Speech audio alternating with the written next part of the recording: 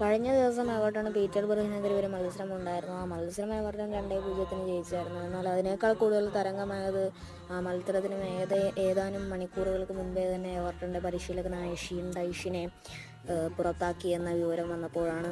അപ്പോൾ എന്താണ് ഗൈസ് എനിക്ക് തോന്നുന്നതെന്ന് വെച്ച് കഴിഞ്ഞാൽ വളരെ നല്ല തീരുമാനമായിരുന്നു. ഇത്തിരി നേരത്തെ നടത്തേണ്ടതായിരുന്നു.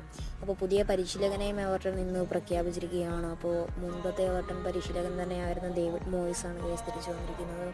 2013 എവർട്ടൺ വിട്ട അദ്ദേഹം Manchester United, West Ham United എന്നീ ക്ലബ്ബുകളെ പരിശീലിപ്പിച്ചിട്ടുണ്ട്. ഇപ്പോഴിതാ തിരിച്ച് അദ്ദേഹം വന്നിരിക്കുകയാണ്. അപ്പോൾ നിങ്ങളുടെ ഒപ്പീനിയൻ എന്താണെന്ന് വെച്ചാൽ താഴെ കമൻറ്റ് ചെയ്യുക ഗൈസ്.